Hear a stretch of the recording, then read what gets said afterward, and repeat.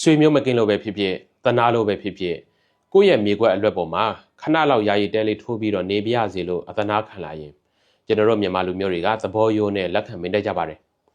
ဒါပေမဲ့အရှင်တန်လို့ဖယ်ခိုင်းတဲ့အခါကျမှငါကဒီမြေပေါ်မှာအိမ်ဆောက်ပြီးတော့နေပြီးဖယ်ပေးစရာအကြောင်းမရှိဘူးဆိုပြီးတော့ကျေးဇူးရှင်ကိုကြည်ဆွဲပြီးတော့မြေကိုပါအပိုင်သိမ်းဖို့ကြိုးစားလာရင်ကျွန်တော်မိတ်ဆွေဘယ်လိုရင်ဆိုင်မလဲမြေကိုပါအစွန့်ချွတ်ခံလိုက်ရနိုင်လားဒီနေ့မှာတော့မြေရှင်တွေရောမြေငှားနေသူတွေရောအခမဲ့ပေးနေထားသူတွေရောအထူးသတိထားတဲ့ဥပဒေသင်ခန်းစာတစ်ခုအကြောင်းကိုမျှဝေပေးချင်ပါတယ်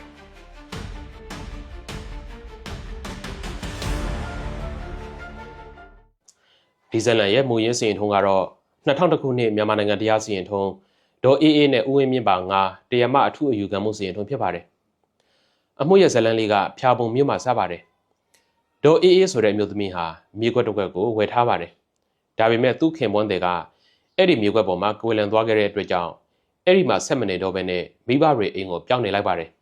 အဲ့ဒီတော့မြေကွက်လေးကလွတ်နေပါတယ်အဲ့ဒီအချိန်မှာပဲပသိမ်ကနေဖျာပုံကိုတက်လာရောက်တဲ့ဦးဝင်းမြင့်ဆိုသူနဲ့ဒေါ်အေးအေးတို့ရင်းနှီးသွားကြပါတယ်ဦးဝင်းမြင့်ကဒီမြေကွက်ပေါ်မှာတစ်တွေရှားထားဖို့ယာယီတဲလေးထိုးပြီးတော့3လလောက်အခန်းမဲ့နေခွင့်ပြုပါဆိုပြီးတော့လာပြီးတော့ခွင့်တောင်းပါတယ်ဒေါ်အေးအေးကလည်းသဘောယုံနဲ့3လဆိုပြီးတော့အရှင်အတိအကျကန့်သတ်ပြီးတော့နေခွင့်ပြုလိုက်ပါတယ်ဒါပေမဲ့ပြဿနာက3လပြည့်တဲ့အခါမှာစတာပါပဲဒေါ်အေးအေးကတမက်ရရောက်လို့ဖယ်ရှားပေးဖို့ပြောတဲ့အခါမှာဦးဝင်းမြင့်ကလုံးဝမဖယ်ပေးပါဘူးသူကဘလို့ပြန်ရှင်းပါတယ်လဲဆိုတော့ဒီမြေကိုဒေါ်အေးအေးကငွေကျပ်3,400နဲ့ရောင်းဖို့ကန်လန့်ခဲ့လို့သူကသဘောတူပြီးတော့တန်ဖိုး6,000ကျပ်ရှိတဲ့တစ်တွေကိုတောင်ဇီယံငွေအနေနဲ့ပေးထားပြီးပြီမြေတန်ဖိုး9,000ကျပ်ကိုလည်းသွားပေးတယ်ဒါပေမဲ့ဒေါ်အေးအေးကလက်မခံတာအခုဆိုရင်ဒီမြေပေါ်မှာငွေကျပ်2သိန်းခွဲလောက်အကုန်ကြခံပြီးတော့အိမ်ဆောက်နေပြီမို့ဖယ်ပေးစရာအကြောင်းမရှိဘူးဆိုပြီးတော့ညှင်းဆိုပါတော့တယ်ဒီလိုနဲ့ဒေါ်အေးအေးကဦးဝင်းမြင့်ကိုမြေပေါ်ကနေနှင်ထုတ်ပေးဖို့တရားစွဲပါတော့တယ်အန်ဩစရာကောင်းတာကမူလယုံဖြစ်တဲ့ခရိုင်တရားယုံနဲ့တရားယုံချုပ်ပထမအယူခံယုံတွေကဒေါ်အေးအေးအမှုကိုရှုံးစေခဲ့ပါတယ်ဘာလို့ရှုံးလဲဆိုတော့အာယုံတွေကရှေ့ကထုံးဖွဲ့ခဲ့တဲ့ဥတင်အောင်ပါသုံးတဲ့ဥကိုလေးစီရင်ထုံးတစ်ခုကိုကိုးကားပြီးတော့ဆုံးဖြတ်ခဲ့လို့ပါအဲ့ဒီစီရင်ထုံးမှာကခွင့်မိချက်နဲ့နေတဲ့သူကမြေပေါ်မှာငွေကုန်ကြေးကျခံပြီးတော့တိုက်ခံအိမ်ကြီးအခိုင်မှာဆောက်ထားတယ်ဆိုရင်မြေရှင်ကအဲ့ဒီအိမ်ကိုဖယ်ရှားခွင့်နှိမ့်ထုတ်ခွင့်မရှိဘူးလို့ဆိုထားတာကြောင့်ဖြစ်ပါတယ်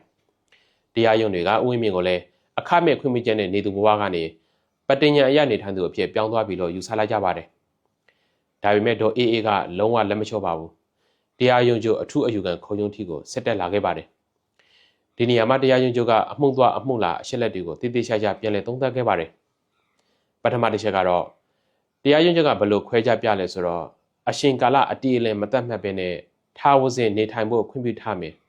ပြီးတော့တိုက်ခံအိမ်လိုအခါအိမ်မှာဆောက်လုပ်ခွင့်ပြုထားတယ်ဆိုရင်တော့ဖယ်ရှားလို့မရဘူးဒါပေမဲ့အခုအမှုမှာကဒေါ်အေးအေးက3လဆိုပြီးတော့အရှင်အတိအကျကန့်သတ်ပေးခဲ့တာပါဒုတိယချက်ကတော့ဦးဝင်းမြင့်ဆောက်ထားတဲ့အိမ်ဆိုတာကိုစစ်စစ်ကြည့်တဲ့အခါမှာ9ပေအကျယ်ရှိတဲ့အခန်းပေါင်း9ခန်းမှာရှေ့ပိုင်းအခန်းတွေကအခင်းတောင်မရှိဘဲနဲ့တစ်တွေပဲပုံထားတာပါနောက်ပိုင်း2ခန်းလောက်မှာဝါထရံကပြင်ခင်းဒနီမိုအဖီလေးလုပ်ပြီးတော့လူနေဖို့ယာယီတဲလေးထိုးထားတာပါတိုက်ခံအိမ်လိုအခိုင်မှာဆောက်ထားတာလည်းမဟုတ်ပါဘူးသူပြောသလိုငွေကျပ်2သိန်းခွဲလောက်အကုန်ကျခံထားတာလည်းလုံးဝမဟုတ်ပါဘူးနောက်ပြီးတော့ဥပဒေအရအဲ့ဒီကာလကငွေကျပ်100အထက်တန်ဖိုးရှိတဲ့အယောင်းဝယ်ဆိုတာဥပဒေအရမှတ်ပုံတင်စာချုပ်နဲ့လုံးဝတရားဝင်တာပါအခုကမှတ်ပုံတင်စာချုပ်လည်းမရှိတဲ့အတွက်ဥဝင်းမြင့်တော့မှတရားဝင်ပိုင်ဆိုင်ခွင့်လည်းရှိမှာမဟုတ်ပါဘူးဒါကြောင့်တရားရုံးချုပ်ကအောက်ရုံးရဲ့ဆွံ့ပြချက်ဟာမှားယွင်းနေဆိုပြီးတော့အမိန့်ကိုပယ်ဖျက်လိုက်ပါတယ်ဥဝင်းမြင့်ဟာအခွင့်အမိန့်ရယာယီနေထိုင်သူတက်တက်ဖြစ်လို့ဒေါ်အေးအေးရဲ့မြေကွက်ပေါ်ကနေဖယ်ရှားပေးရမယ်လို့အမိန့်ချမှတ်ခဲ့ပါတယ်အဆုံးမှာတော့ဒေါ်အေးအေးတယောက်သူတောင်းဆိုတဲ့အတိုင်းအမှုနိုင်သွားခဲ့ပါတယ်ကဲဒီမှုလေးကနေကျွန်တော်မိတ်ဆွေတွေမှတ်သားထားမယ်အဓိကသင်ခန်းစာကတော့ကိုယ့်မြေပေါ်မှာသူတစ်ပါးကိုအခမဲ့ပဲဖြစ်ဖြစ်ယာယီပဲဖြစ်ဖြစ်နေခွင့်ပြုတော့မယ်ဆိုရင်အရှင်ကာလကိုအတိအကျသတ်မှတ်ထားဖို့ရင်ဘလို့အဆောက်အမျိုးပဲဆောက်ခွင့်ပြုမယ်ဆိုတာကိုတေချာကြိုတင်ကန့်သတ်ထားဖို့ရကတကယ်ကိုအရေးကြီးတယ်ဆိုတာပဲဖြစ်ပါတယ်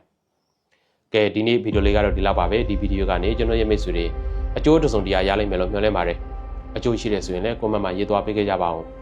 အားလုံးကိုကျေးဇူးတင်ပါတယ်မင်္ဂလာရှိတဲ့နေ့ရက်လေးဖြစ်ကြပါစေ